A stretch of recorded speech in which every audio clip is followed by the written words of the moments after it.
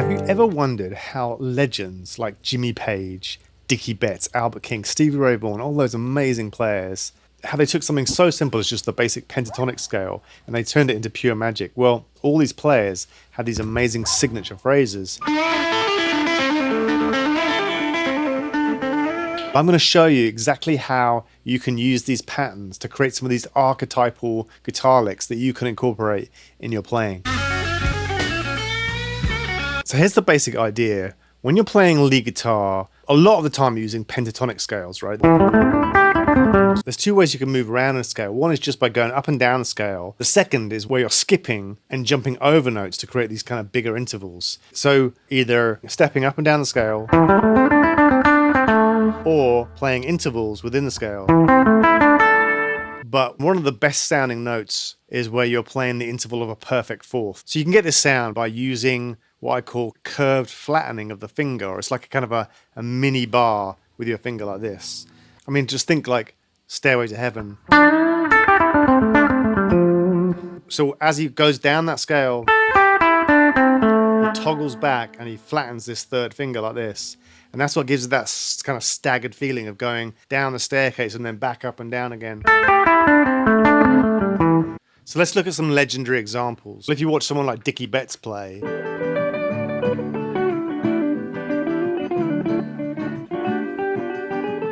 he would have this way of playing that kind of signature Dickie Betts style lick where he would flatten his finger like this to create that perfect fourth sound.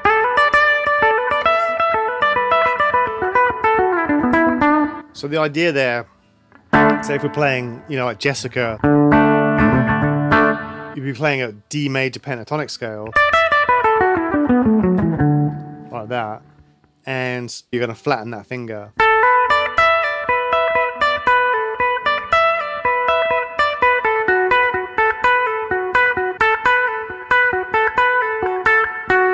Jimmy Page would do that same thing too.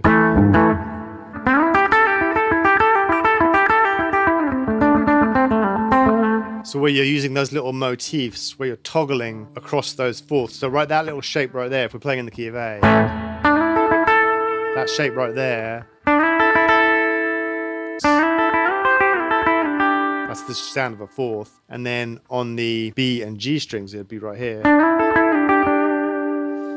Or if you think like Eric Clapton, check out, when he's playing his signature licks, he talks about playing signature licks, Stock phrases that I work from, which are just like...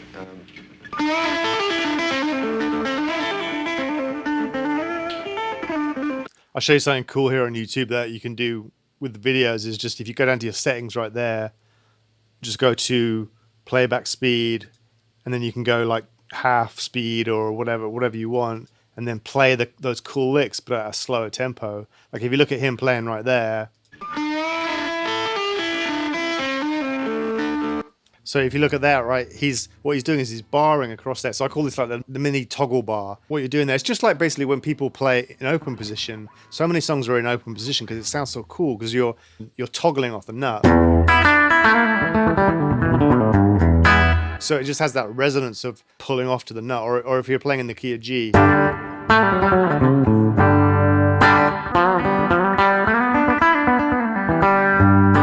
So you're basically trying to achieve the same thing by barring across just on the high strings here. And if you kind of get your hand at the right angle, so you kind of get a really good sounding bar there.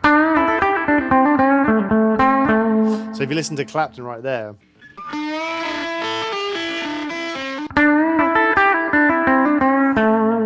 So right there, that's the perfect fourth right there under your finger. That's your bar. And then when you do this little lick, which is really commonly played in rock music, you're actually bending up to the same note.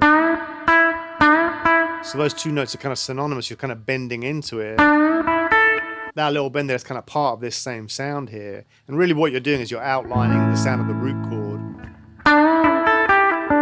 And then he's basically what I call toggling off those notes by pulling off and holding this bar in place. So you kind of get the notes ringing out.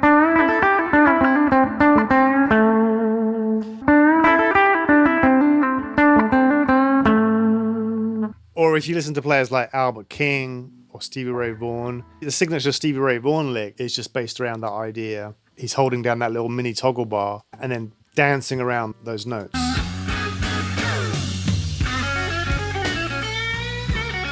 So, he's tuned down, but I'll move up. G. So the idea there is he's holding down this bar again. He's doing that little bend there. So that's outlining that sound of that perfect fourth. And then he's doing that pull off, jumping up to a ninth there and doing this little chromatic. So that's the signature Stevie thing to do, is to jump up to this ninth here and then do this little toggle on the ninth and the flat nine.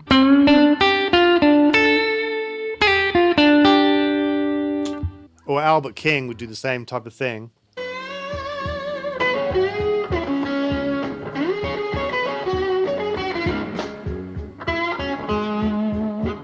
So, those kind of ideas where you're barring across, say if we're in the key of A.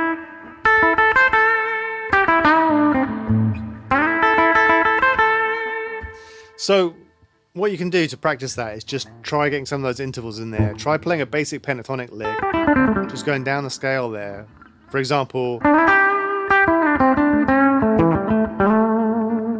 so right there I'm just going down the scale. I'm starting with this little double stop here. And just walking down. But then I'm doing that flattening of the finger to create that sound of the fourth. And then again here. You do whole licks like that. And then toggling off that little mini bar here.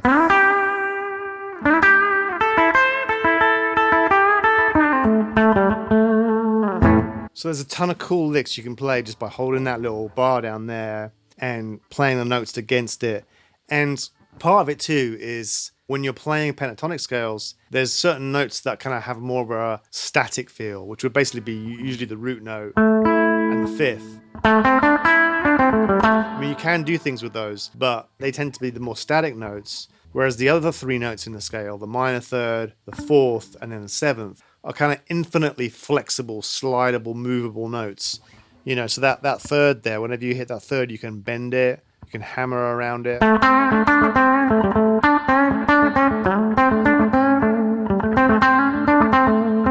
And then the fourth right here, this note here, that's another infinitely expressive note by just the different ways you can slide up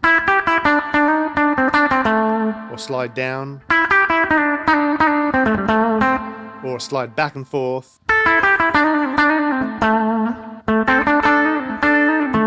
or a bend as well.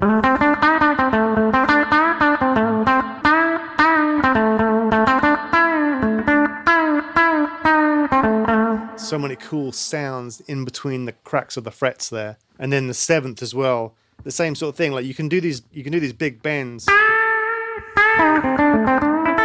you bend all the way up a whole step, but also sounds really good to just kind of do a little tweak where you're just doing a half step bend or even a quarter step bend, but then you resolve it to the octave above it like this. And it just kind of puts some hair on the note there, or that just gives it that bit of attitude. So many licks are based around that idea, and what you want to do is learn your scales, but then start to kind of learn some of these stock phrases and these kind of some of these magic licks, and be able to play them in different keys.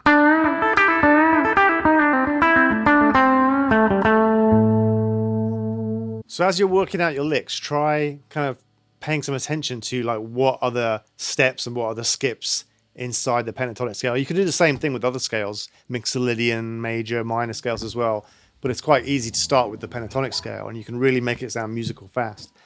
So yeah, listen to some of these guys, Albert King, Stevie Ray Vaughan, and just see how they make use of these amazing kind of signature licks, and you'll unlock endless possibilities and all these amazing kind of sounds. So I hope you found this helpful, and give us a like and a subscribe. Leave a comment. I'd love to know what are some of your favorite signature licks and some solos that you really enjoy. Who do you think has the best phrasing of all time? Like, what players do you love who've got really, really amazing phrasing? Drop it in the comments. And until next time, have fun playing. And remember, turn it up.